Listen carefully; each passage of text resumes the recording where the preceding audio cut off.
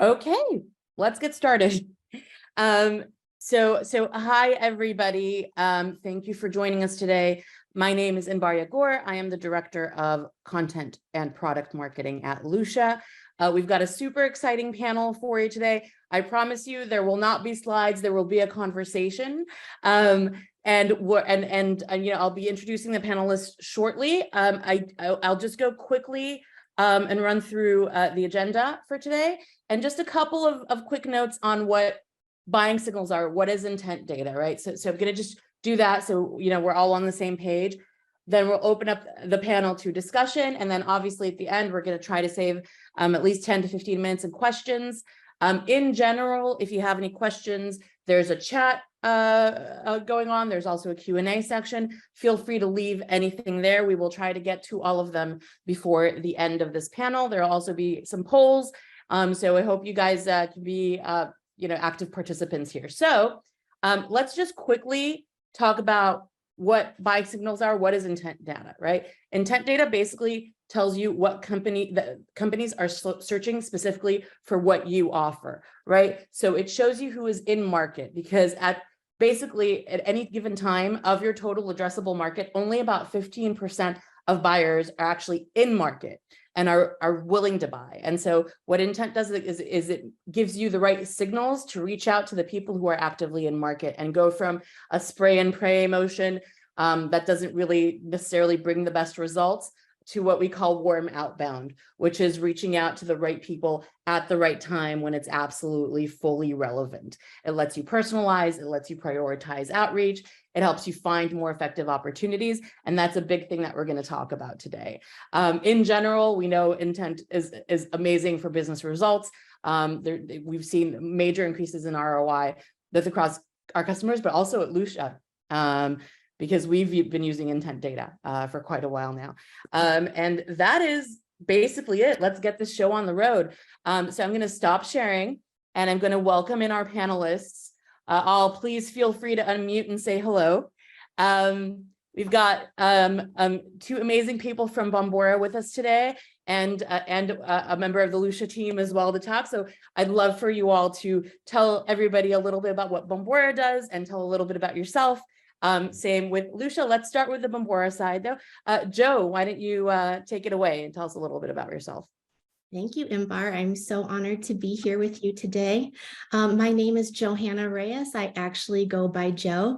I am the VP of Segment Marketing at Bombora. And for those of you who don't know, Bombora is the leader in B2B intent data. Our vision is a world where business buyers actually see the value of sales and marketing and really see that it's accurate, relevant, and timely. So I am a data scientist turned marketer. I am a multi-time customer of Bombora prior to joining the organization. And I have implemented many intent data strategies across enterprise to hyper growth. So I think I'm in a pretty unique position to really talk about this topic, and I'm very excited to be here. Thank you, Inbar. Amazing. Thank you, Joe. Erin Scheller, please take it away. Inbar, thank you so much for having me. As she said, my name's Erin Scheller. I've been at Bombora for about 3 months. Prior to that, I also was a very happy customer, and which is what led me here. Very excited. I head up the demand group here at Bombora that includes both the traditional demand marketing organization as well as the SDR team. So that's me in a nutshell. Awesome. George. Yes, thanks for the warm introduction, Inbar. So my name is George Namor. I am the U.S. Director of Sales and Business Development here at Lucia. And if you're not familiar with Lucia, we're a B2B sales intelligence tool that helps go-to-market teams reduce downtime while increasing productivity by helping teams get in front of their buyers faster and more efficiently. We're super excited to be on this panel here today. So thank you, Inbar. Amazing. Slight correction. I've been told chat might not be working for everybody. If you've got questions, feel free to stick it in Q&A. We see them there. Also, if you do it in Q&A, we'll be able, if we don't get to your question, we'll be able to answer it later.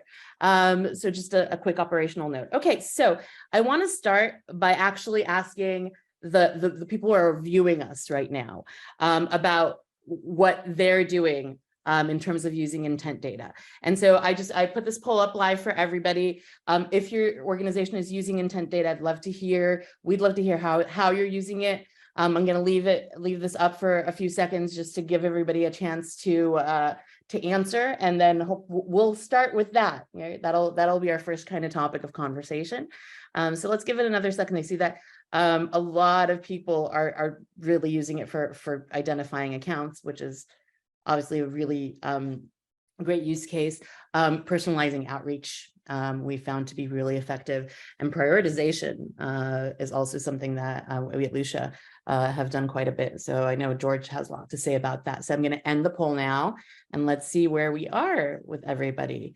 So as you can see, things are pretty evenly spread here, although primarily the identify accounts side of things is obviously the most obvious use case, but I think hopefully everybody here will also learn how to do all of these other wonderful things using intent data, and now we'll talk about that. So let's get started, right? So first of all, let's start with anybody who isn't fully familiar with the applications of intent data. Joe, I'd like to ask you, why is intent data now, getting into the conversation so actively? Why has it become more important now? And why is it kind of growing in terms of the demand for it? I think that's such a great question, because there are so many application use cases out there that here at Bombora, we actually created an application use case framework that covers from go-to-market planning and measurement to sales and marketing, because there are so many great use cases. But for today, our focus is really on the outbound sales motion, and why that is so important in today's environment, our business environment, is that unfortunately there are some companies that are going through motions that have to reduce headcount and might not have the ability or the ability that they did have to do such outbound efforts. So if you are one of the fortunate organizations that haven't gone through that, it would be really great to optimize the opportunity and kind of lean in and really understand the power of intent data and how that can help with the outbound efforts. And then second, there are so many cost reductions, even though if it's not in headcount, it might be in platforms or technologies. So you want to identify those platforms and technologies that will still be cost optimizing, and you'll be able to receive ROI and, like I said, lean in, gain more market share, and potentially more revenue. And third, which I think is really important for now and for the future, is future-proofing your data strategy. So I know a lot of people, top of mind is cookieless and privacy policies. So here at Bombora, we do take that very seriously because it's for now and for later future growth. So that's why it is so important to cover this topic today. Thank you, Joe. I have to say that we're really seeing that in terms of the bigger market. We at Lucia, we talk to salespeople, and we're hearing from a lot of people that there's efficiencies in terms of what they can do from marketing budgets for lead generation, and the fact that this kind of motion can really help identify the people that, yes, there's an economic downturn, but that doesn't mean people aren't looking for solutions. Right. And I think that's what's making this more critical than ever. So saying that, right. So I'm sure there's plenty of people here who haven't yet used intent or are just now starting to. So I'm wondering, Joe and Aaron, I know you all used intent data even before joining Bombora. Can you share some success stories about how intent data has worked for you? Feel free, either one of you, to take that. Maybe Sure. Aaron. Yeah. I'll go. So I worked for an enterprise fintech company, and our sales and marketing teams had traditionally kind of been going along their own merry way, working in their own silos, and everyone had their idea of success. Ultimate goal was to drive revenue, but we had different ways that we thought that we should get there. So in order to drive collaboration, we started to look at intent data. We had very, very lean sales, marketing, and RevOps teams. And so we started running multi-touch intent programs that included a couple different components that weaved between sales, marketing, our SDR team, and RevOps. So we started with the data, the most critical component. We looked at companies who are showing intent on the payment automation topics, or topic clusters, and handed the list over to marketing. And so then the marketing organization was able to run targeted display ads for these very specific accounts. We had some very specific verticals. We did specific messaging. I should note that this did include a complete overhaul of our messaging. So as we knew these people were interested, it helped us look at our entire marketing motion a lot more critically than we had in the past. So making sure that we had messages that were resonating based on the topics that they were choosing. Because what good is really having intent data at your fingertips if you're not going to do something with it that's different. So at that point, we also had our RevOps and sales team review the contacts and do some account enrichment through our CRM. So that was really helpful to have the salespeople get that motion and understanding who their target customers are. Our SDRs then, we incorporated our SDRs into a sequence of communications that included email, phone. We actually had a gifting component too that we thought was really interesting. So we tested what was working, when's gifting right in that buyer's journey. And we were actually surprised, made some big adjustments. Then at the end, if we hadn't heard from anyone, we put them through a marketing sequence. So it was all of those things working in concert that really caused fast acceleration of the pipeline. I worked for a multinational corporation, and it got the attention of the CEO in pretty short order. And so it was a really exciting program that we were running. So. Yeah, I can add on to that as well. There's so many success stories we can share. Gosh, as talking to so many people that have incorporated intent Bombora data into their processes, a lot of similarities of these companies actually start with a very, very small POC, and they really dig into the data rigor and accuracy and relevance of the data. And then they gain this momentum within their organization where they're now being asked specific data questions that they can help other departments within the organization make data-driven intent decisions. And you think that is so mind-blowing that you can actually expand this across many use cases across the organization.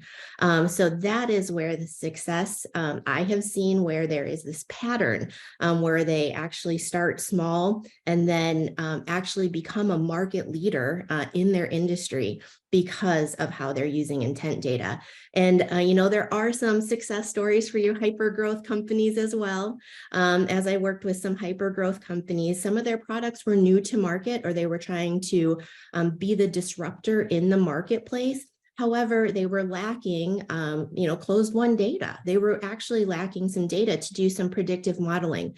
So what intent data helped them do is really validate their ICP, who they think is their ideal customer. Is that true? Is the data showing that? And is their product relevant? And if so, where is it relevant? That geoscape of where you should actually focus your efforts. So it's really that go-to-market strategy initially for those hyper growth, companies to actually help them mold not only their go-to-market strategy, their content, but actually geolocation as well. So there's tons of success stories. We could talk for hours about it. So if anyone has any questions, you drop it in the Q&A. I have to say, this is, being part of like managing SDRs in my career and looking at in terms of like how we sometimes as companies get in the loop of, we think we know who our ICP is, and we can, and like we're in this endless loop. And so when we're starting to talk about how do we optimize, we're in efficiency mode right now, everybody is. And so it's really important, I think, to get data to back up those assumptions. Otherwise, you're wasting a whole lot of time. So in terms of ICP identification, that's a really, really great point, Joe. So I'm gonna volley this over to George for a little bit, because you mentioned that people are starting small. I know sometimes it's hard to bring in new technology. So I'd love to hear a little bit from George about how the untapped potential that some people might not see, and maybe it's a good opportunity to share a little bit about how George, who leads the U.S. sales development and biz dev, Lucia, kind of brought it into our process. So please take it away, George. I'd love to hear. Yeah, and I think, what I have to share here about like, how do we make sure sales and marketing realize the full potential of intent data ties to Aaron and Joe's success stories that they shared. first of all, it takes time and a lot of effort to develop the ICP segmentation that you have, because Inbar, you're right. You might think you know who your best customer is, but the data might say something completely different. Another thing too is identifying like which go-to-market segmentation, the competitive strategy, and what is your sweet spot. And that's, really looking into the intent logic, which breaks down to like the topics that you're identifying, the number of topic counts that you're looking to search with the criteria that you're looking to use. Now, I think one thing to note here is that it's not a one-directional tool. So yes, you will still see a lot of value with intent if your business development or sales org is using it. But for organizations to get the most out of Lucia and Bombora and intent data in general, the power of intent comes as leveraging the tool as a go-to-market strategy, not just as a sales tool or feature. And I think with that, you're going to see a much bigger financial impact and growth impact as well. And that's to paint a picture of how to leverage intent. Get other teams involved, get your sales team involved, business development team, the marketing team, the revenue operations team, anyone that's involved with the go-to-market function, get them involved, get them on board. There are different strategies for these different groups, but ultimately it ties to, one for that organization.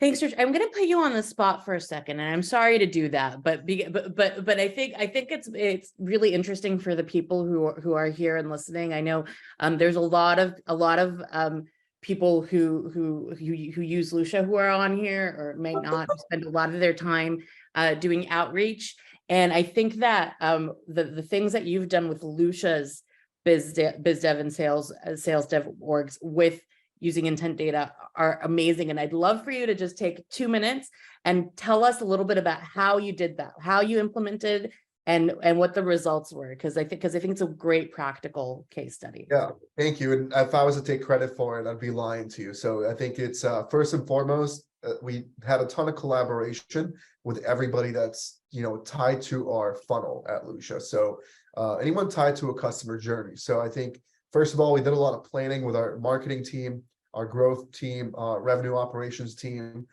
We identified who are ideal customers that we're looking to target.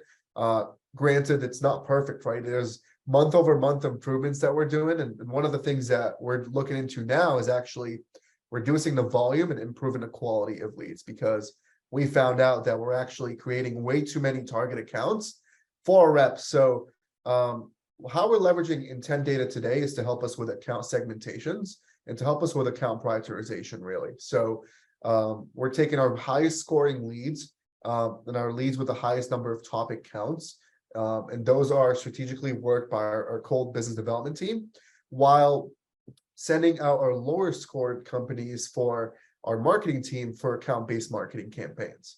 And this is where, there's different types of value adds of how we're leveraging the intent topics. One of the ways that actually works really well for us is by catering our messaging to improve the customer experience based on a type of signals that we're seeing as well. So that's one way that the business development org is leveraging intent today. So I'm going to embarrass you, George, and I'm going to also share that George basically built a pretty effective outreach machine, and using and onboarded. He had hired a bunch of reps at the same time to get this motion going, and he and his team were super successful and ramped. And part of that was that they were able to identify accounts that were in market and prioritize outreach. At the end of the day, you've only got so many people who can actually reach out at the same time. And if you don't use some tool to prioritize it, you're always going to have too much. And so I think that just being able to do that brought, and I'm sorry for embarrassing you, George, but no, not at all. but really, yeah. Yeah, I want to add one more thing too. I think it's important to, be patient, right? Like it takes a little bit of time to really identify what is my best search and what are my best results, but also, looking into the messaging that's being used, making sure that people are, let's say I'm going to target a company target 4 to 5 contacts from that organization, put them into cadence, making sure that the cadence is long enough. It's not just a one email being sent or one cold call being made. So ensuring that from start to finish, you're crossing off the boxes of your outreach, because just because a company is showing intent doesn't mean that they're going to reply to you faster than, cold prospected companies. So that's one thing to keep in mind, is like, be real with yourself. Look at the historical data of how long it's typically taken you to convert cold leads, and then keep that in mind while leveraging, companies you're targeting from intent. Amazing. Thank you, George. So I'm going to bring the audience here into kind of our next poll, because we want to hear from you. If you're using intent data, what is the most valuable aspect that you've found while using intent data? I'd love to hear from the audience, and then we can kind of talk about effective use cases and kind of hear from the panelists about how each of these kind of work into the day-to-day. So again, actively searching, identifying accounts, but I really do feel like there's something that's coming out here is the prioritization piece. I think it's really easy to say, okay, let's just get a list of people that we know we're in market for, but being able to prioritize and personalize is something that I'm seeing here that is not necessarily happening with a lot of the people who are answering the question. So I'm gonna end poll and show the results. And as you can see, a lot of people do very basic, like the very, not basic, but the like well-known use cases of identifying and prioritizing. And I'm seeing less people in terms of identifying decision makers and personalizing outreach and messaging. So I'm gonna open this up to the panel. Like, do you have any thoughts about this in terms of, starting to integrate it? Like, are there use cases here that we're missing? What is effective? I'll let you go. Yep. Who wants to start? Erin, let's talk a little bit about personalization and how intent can drive personalization. Can you chime in on that a little bit? Yeah, no, I would love to. So back at the company where I was just referring to, we were able to really personalize our messaging across the board. And so, as George mentioned, we had a 14-ish step SDR sequence where we got very personalized in the messaging. And we were able to do that both through looking at the intent data, but then it really helped to train our SDR marketing teams on how to message effectively to those independent organizations. So I think that it's really important to look at, you can also look at it, again, to Joe's point, to verify your ICP and to make some other edits to how you're talking about yourself. You can really see what's resonating and what's really important to customers. Yep. It makes a lot of sense. I know. So if somebody's looking to bring this into their day-to-day use, what kind of challenges do you see in terms of integration? I'd love for Joe to take this. What should they expect if they start integrating this? I think George's, when he spoke, it was from the heart. I know it was, because so many organizations feel the same way. So just like, we're all human. And so when change happens, we have these initial feelings, and that doesn't differ from an organization. So you always have to keep that in mind, and you have to think about the resiliency through that change, because at that point is when things start to build momentum. So some things to really think about, some challenges to be ready for is, number one, set your strategy. Make sure that you can communicate the strategy from prioritization all through the use cases that you plan to use intent data for, so that everybody knows this is not just one and done. We're going to go from prioritization to personalization, and there's so many more things. So to be very clear and articulate about not only what the strategy is, what it's going to take, how long it's going to take, and to get executive buy-in, as well as key stakeholders, as well as the end users. I know that's a lot, but it will be worth it. So some challenges, there will be some pushback. it will change their day to day, what they do. When they log on to their computer, they're going to see a morning coffee dashboard or, accounts that they need to reach out to. That's going to look a lot different than what they're used to seeing day to day. So to manage that change, as well as there is going to be questions, like you said, Imbar, about like the quality of the data. Do I trust the data? It sounds like magic to me. And so to make sure that you're doing that data rigor, and you can, whether you have data scientists or analysts or anybody that really can just delve in and look at that data to make sure that it is accurate and relevant and timely, those are the things that will gain trust within all of the people that you need buy-in for. So will it be easy? You might have some challenges, but hopefully, open communication and expectation will get your organization through that and be resilient through that change. I think one thing to add to that too is just don't give up. Don't cut your experiment short. This is a process and it takes some time. So this isn't one and done. Hey, we're going to run something this month and then gauge effectiveness. This is a philosophical change in a lot of organizations. And so make sure that you give it the time. And like Joe said, you're setting that expectation of, success, but it's not going to come overnight. I'm going to put you on the spot and actually ask you a very practical question around that, right? Because getting organizational buy-in is always super, super hard, right? And I think the first question, if I was a CEO, I don't think I ever want to be a CEO in my life, but let's pretend for a second I'm the CEO or I'm the CRO or I'm the VP sales. You're going to say, okay, we want to do this. My question is, it might not happen right away. We might not see results right away. Well, how long does it take? Like what is a good kind of prediction of how long does it take to really start optimizing and getting a clear picture of what the effective data is and how to effectively use it? Like what can we tell our VP sales or a CRO? Sure. So having to implement this many, many times, where I start, especially with, actually it's a CFO that probably has the most cost questions. But, from the other, chief strategy officer, CEO level, we do have to talk openly about this paradigm shift of how we're looking at data.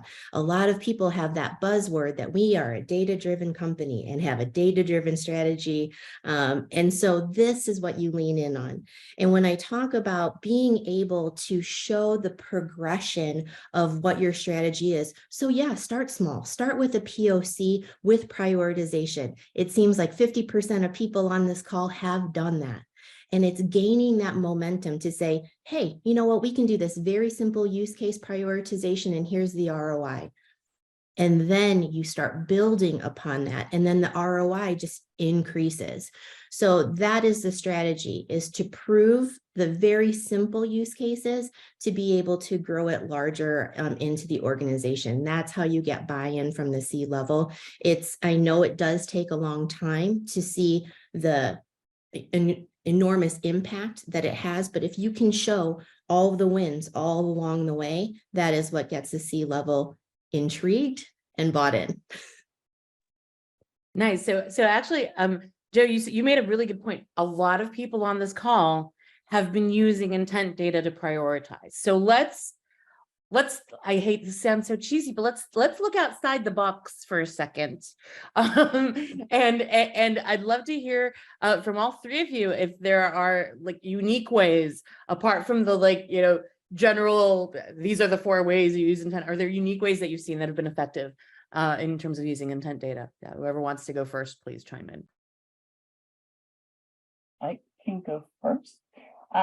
Yeah, so I mean, as I talk to customers and kind of using my own use cases as examples, I'm always amazed at how creative people can be. And I think that a lot of people think that intent data is only valuable for driving revenue. But couple of the places where I've seen a lot of success is looking at using intent data to monitor churn. So you have your existing customers. Are they starting to look at your competitors? Like, what are they doing? What's their activity and how's that shifting over time? It can be a real good indicator of, hey, there might be a problem here. We might need to, send a CSM, a customer support person, do another account review. Let's figure out what's going on. So that's one way that I think is pretty obviously relevant to revenue, but just a little different. Also, using it to find the right audience to bring to events. So, customer has a big event coming up and they want to they want to know who's interested. And, looking either at topically or geography, I think are a couple different ways that would be, that are a little different that people might not think about. That churn piece is super important, by the way, right? If we're looking really today, important. right, especially, I know Lucia's got a lot of like tech companies that are moving from this hyper growth piece to an efficiency piece, right? And they're stopping to talk about, how are we growing? It's how are we retaining our users, right? And so when you're trying to make the case for this and talking about getting the whole organization on board, actually using churn mitigation as one of the use cases might really speak to a lot of C-levels right now, because of this focus on retention and long-term, like net dollar retention and long-term kind of business goals rather than hyper growth. Yeah, definitely. Anything else anybody wants to share? Yeah, I think, it's kind of standard for us here at Bombora, but however, not very many companies are doing it. So what we actually do with our intent data is we do a look back, a historical look back on what success actually looks like. And so we can actually see and map to that buyer's journey when things are spiking, specific intent topics are spiking, when it's a lull, and it spikes again. There's normally 3 spikes of surge intent that happen throughout the journey. And what is so wonderful, like George said earlier, it's not a one-way. It's a 2-way street. So when we're looking in that customer journey, we can say, what are the signals that actually happen right before the surge? We need to catch them at that point in time, because that is going to give us our competitive advantage to get in front of those digital buyers. And most people, the percentage still goes up and up every day of how many people actually do their own digital research before they actually buy. So you can actually catch them during right before that wave, and you can get really specific with the personalization by persona. So that is normally what happens is the first surge normally comes for someone that's doing the research, that is bought in on this technology or this product that's going to help them increase their efficiency. And then the second one is normally where, more decision makers are coming in. Now they heard what the research said. Now they're doing their research and perhaps aligning it to the overall company goal. And then normally that last piece of surge happens with all of the departments that need to cross the T's and C's, the legal, the finance. So I think that's really important to align your marketing efforts to that, what we consider a HIBJA, a historical look back. So it is not unique to us, but it might be unique to some companies that are not doing it. George, you have something to add? Yeah, I think just to double down on what both you, Aaron, and Joe shared, leveraging intent as like a predictive analytic tool. So not only to kind of mitigate churn, but also use that as an opportunity for upsells and cross sells. So when you do see certain signals, different types of spikes, leveraging those to get in front of your customers. From a new business perspective, a couple different ways that are unique. I don't think these are unique. Companies are probably doing this. The leverage intent is to pull back customers that might have walked away. Leverage the intent data as the value kind of messaging or value drive that you're pitching. Whether you're looking up their competitors that are showing similar spikes or trends going in your product's direction, or the other way around. But I think ultimately it comes down to the unique way, and I think the best way to leverage this is by involving other departments, because by doing this, you're going to maximize your tech spend, reduce the amount of missed opportunities, and improve the efficiency, which is going to drive your company's growth overall. So one thing to note when you're trying to sell intent to other departments that you want to work with is, keep in mind what's in it for them, right? Like what's in it for customer success if you were to integrate intent into your CRM system. And that's a good way to paint it, just so it's not coming as a kind of a selfish proposition for, hey, business development team and sales team needs it. We just want to integrate in our system, even though, you might not see the impact, but there is impact to all go-to-market teams. Selling it to them to their benefit will be a good way to get that in place. So here's what I'm hearing, right? I'm hearing us talking about trends over time and surges over time, right? We can see across a customer's life cycle when they're in market, when they're actively searching or interested in the solution that you offer. So that helps with current customers. If they have a surge, that means that they might be looking to move. That helps with closed lost deals. If you lost somebody 6 months ago and you see a surge, that's a win waiting to happen. That means that they're not happy with the solution that they currently have, right? So it's a two-way street here. There's also something to keep in mind here in terms of in the middle of the sales cycle. How engaged are they in that sales cycle? If there's a surge, that means they're having a discussion.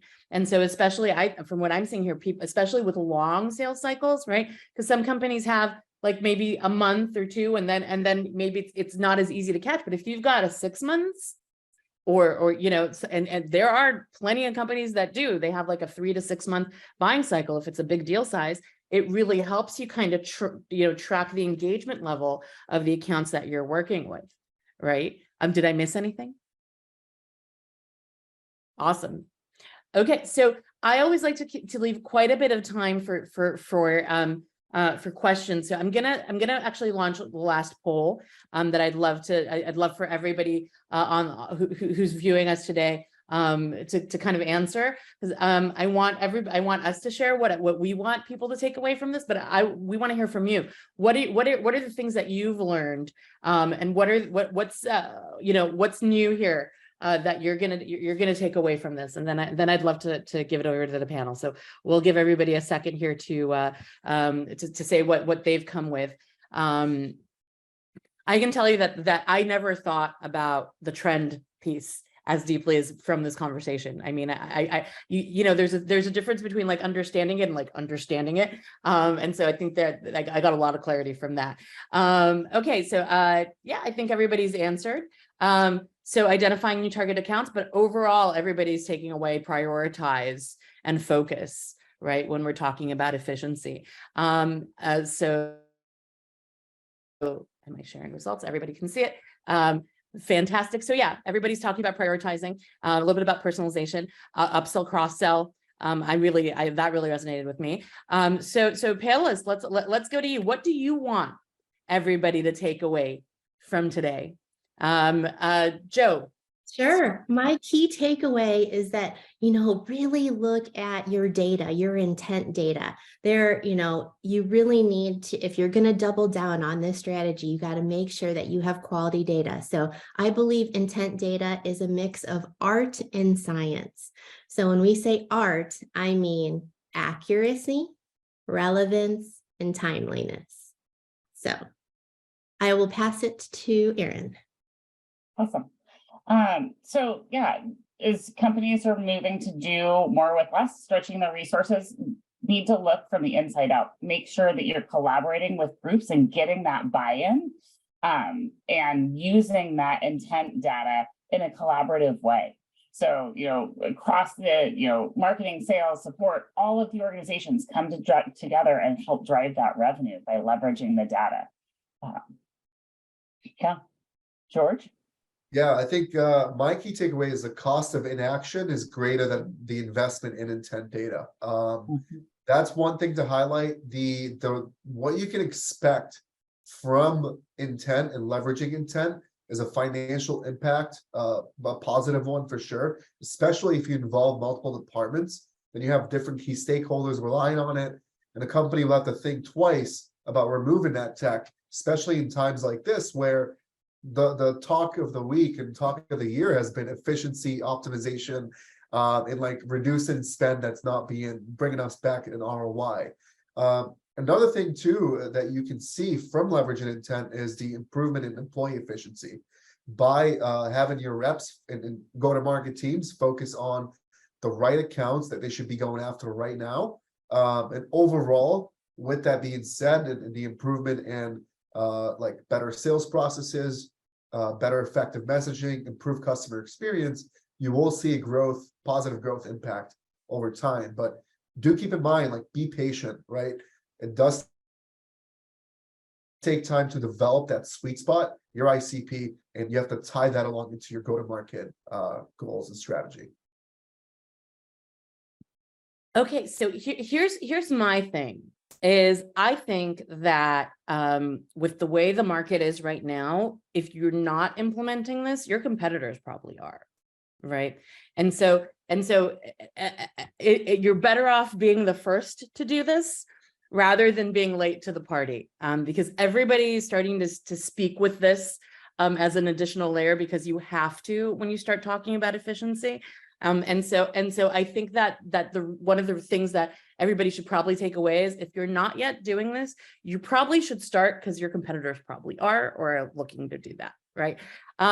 So I'm gonna go to questions really quickly.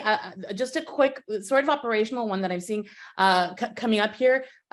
Lucia does provide intent data, right? You can, if you're a current Lucia user, reach out to either your customer success manager or do one of the forms that you find on the platform, and we'll be happy to talk you through what that looks like. But let's get a couple of other questions here. So basically, what would you say if you have seen, if you get a backlash of, okay, well, we tried this at my last company last year and it didn't really get good results? Like, what would you say to push back like that? First, I would look under the hood, right? There's a checklist of things that you can make sure that is happening that is foundationally important to the integration. So first is, I will hammer this home, the quality of your intent data. It is not all the same. So to make sure that you understand the data that you are ingesting and make sure that it is quality.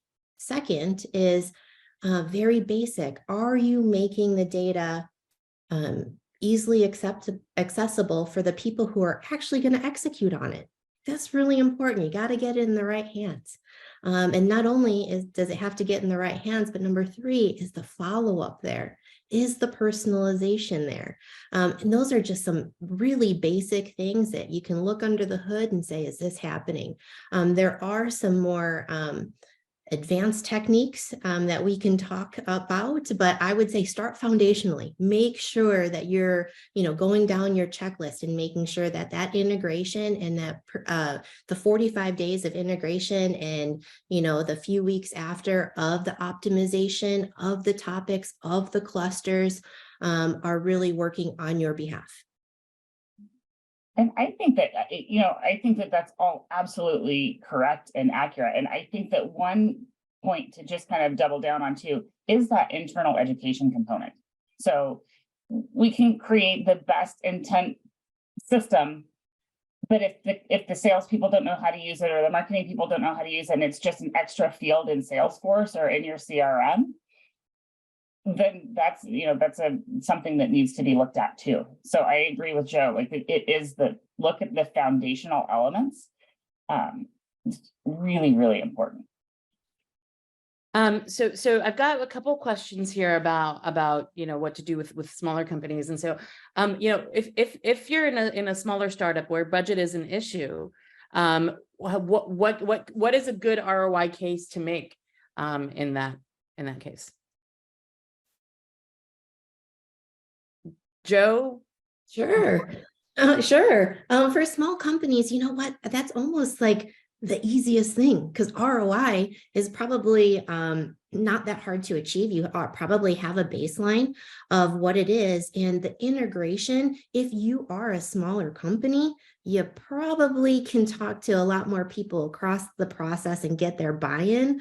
But two, the power, like you said, Inbar, like if none of your competitors are doing this, you already have the competitive advantage of being the first one to market, that name that you can actually, do some things that are digital. You can do your email sequence a lot sooner than everybody else. So you already have that advantage of where you are going to see the ROI. And like George said, from an internal perspective, you're already optimizing and maximizing the very small team you have. You're being laser focused on the accounts that matter, the marketing tactics that matter, that will move that needle for you. Awesome. I'm going to actually do a follow-up if we're talking about smaller companies. So does intent data work for prospects who are in smaller companies rather than just the bigger corporations? Can you talk a little bit about that? So is the question about the ideal customer profile being a small company? Yes, like what happens with prospects who come from smaller companies? Is it still possible to get this kind of data at a smaller company where it's not, Okay, got it. So I can speak about Bombora data. So from a Bombora data perspective, our intent data, yes, can give you that research for small companies to very, very, what we consider extra large companies. So how our intent data works here at Bombora is that we work from a co-op. So we have, 85% of our partners in our co-op are proprietary. So they are only and exclusively working with us for our intent data. So that data is high quality, enriched, and scalable. And so that's what's important. There are other intent data providers that what you'll hear is Bidstream. And Bidstream is more about activity that's happening and can be very noisy. So from a Bombora perspective, because we have this proprietary data, also what we actually layer on top of that is NLP, natural language processing, so that we're able to see what they're actually ingesting from a content perspective, from a topic perspective, and it's not by keyword. That is a really big difference there. It's not the words on the page necessarily.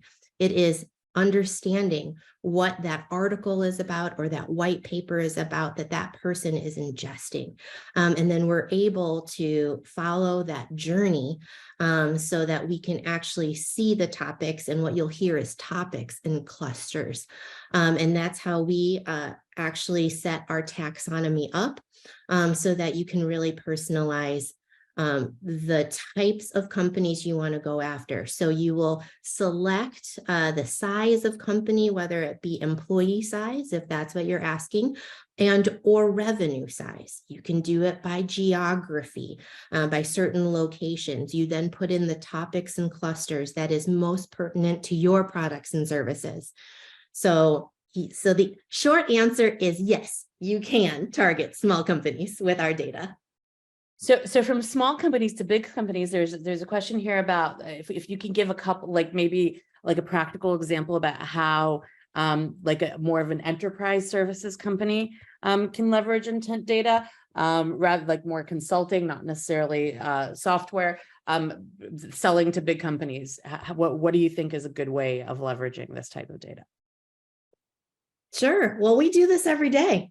How we actually have implemented it is that on a very basic level. Like I said, we go through the filters of what your ICP is, number of employees, revenue size. We have specific topics and clusters set by each product because some of our products actually have different topic clusters because who the segment audience is. And then we actually ingest that into our CRM. And very basically, you can just start with creating a morning coffee dashboard of which Aaron's team uses to identify what is actually happening with your target accounts, with anybody in the green field that fits our ideal customer profile. And then we can get super fancy, right? Because we've been doing this. This is us drinking our own champagne. So this is the part where if you can centralize, and our data is portable. So if you can centralize your data and use it and combine it with some first party data, that's where some magic happens. That's when you get into predictive modeling. That is when you have opened Pandora's box from a data science perspective. So I hope that, I know that's very basic, but that's actually how we have done it. I think this all comes back to trends, right? The practicalities of how this works is that you're able to see spikes in interest and spikes in research And that helps you really understand and identify at every stage of the buying journey when people are engaged with the solution that you offer or not, even if it's not engaged in your site. It's one thing to look at your owned properties and say, oh, okay, yeah, they've browsed, they've read this article. That's very different than looking at a bigger trend across the company. And I think what I'm hearing is, regardless of the company size, the idea here is to look at the trend, look at when it's surging, look at when it's ebbing, and you'll start over time to really see patterns and start to identify like what the magic hour is in terms of getting to everybody at exactly the right time. I think that's maybe a good way to sum it up. That I is know. spot on, spot on. Fantastic. So listen, I always like to give people a couple minutes at the end of this because there's a lot of people in this age of Zoom, a lot of people go from meeting to meeting. And I love ending these early to give people time to go get themselves a cup of coffee or a snack before they head into the rest of their day. So here's what we're going to do. Everybody who didn't have their question answered, I promise you, we will reach out personally and answer those questions. And I'm going to give everybody their time so they can go off and have a good rest of their day. And so thank you, everybody who's here, everybody who stuck around for the Q&A. We really, really appreciate you taking your time. And thank you to the amazing panelists here. Thank you so much, Joe and Aaron and George. This was great. I learned a lot. So hopefully everybody else did too. Thank you, guys. It was an Awesome. honor being here. Thanks, guys. Thanks. Appreciate it. Thanks for everybody. Bye.